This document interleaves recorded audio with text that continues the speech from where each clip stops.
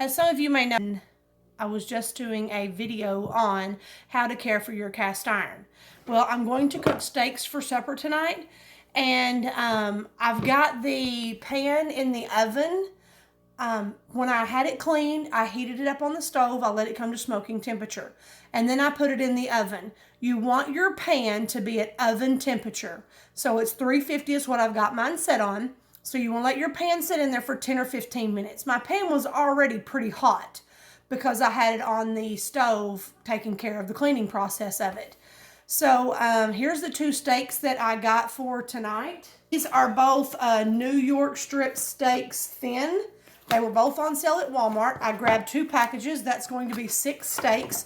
So I'm going to need my biggest skillet that I have. I'm going to fit them all in there. I'm going to season them. And then I'm going to put them back in the oven. So I have learned, and I've also taught some other people, and they say best steaks they've ever had, that what you do is you open your packages, you go ahead and get them seasoned on both sides. And then you put them in the, on the top of the stove for so many minutes. And then don't touch them, don't flip them, don't do anything to them. And then you wait for, I'll tell you the minutes in just a second. You wait for so many minutes, and then you flip them, and then you let them sit there for that many more minutes. And then you put them in the oven for that same amount of minutes again. Now, let me explain to you. The minutes depends on how thick your steaks are and how you want them cooked. Medium, medium rare, rare, well done. Okay, so sometimes I buy the 1-inch thick ribeye steaks. When I do those, when I buy that size, 6 minutes on the first side on the stove, I flip them over. 6 minutes on the other side, and then I put them in the oven for 6 minutes. Don't mess with them, don't touch them, don't cut them, don't look at them, don't put stuff in them. That's it. Seasoning and cooking is all that you need. Now, these are thin. They are probably 1/4 of an inch. Y'all, I'm really bad at measurements, so don't judge me here. But these are thin guys. They are not very thick at all, and they are New York strip. So I am going to season them, and then I'm going to put it on the top of the stove for 2 minutes, and then I'm going to flip it over for 2 minutes, and then I'm going to put it in the oven for 2 minutes. And the oven already has to be hot, and your pan needs to be as hot as the oven is.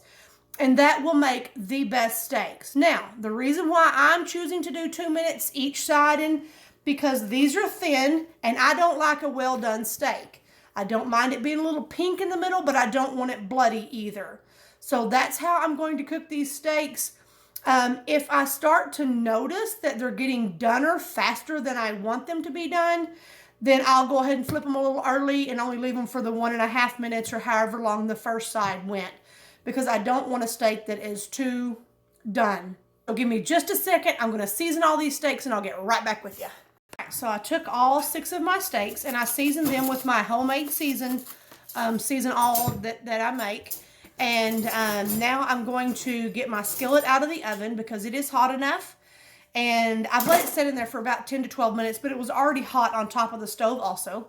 So I'm going to get it out of the oven. I'm going to put my 6 steaks in it, and I'm going to cook it on the top of the stove. And this is what it should sound like when you put your steaks in there. You do want it to sizzle. You just want to, don't give in to temptation, and do not flip these. That is one of the hardest things for me, to get them all 6 in there. Do not do that. The more you do it, the tougher you are making it. So just let them cook for 2 minutes. I'm going to set my timer. Okay, this is what my steaks look like when I flip them. To me, that's done enough on one side. So now I'm cooking on the other side. So another 2 minutes has went by. There's a little bit of blood coming through the top, but I'm going to go ahead and put it in the oven for 2 minutes. You don't flip it on this side. Oven for 2 minutes. Okay, after 2 more minutes, the steaks are out of the oven. I'm going to cover them in foil and let them sit until my husband gets here, because the resting process is part of letting this wait. You let them wait, you let all the juice soak back into them, and that's supposed to be one of the things that makes the steaks the best. So let's try that. Okay, y'all, this is my plate. I'm going to have some A1 sauce on my meat, which is perfectly cooked.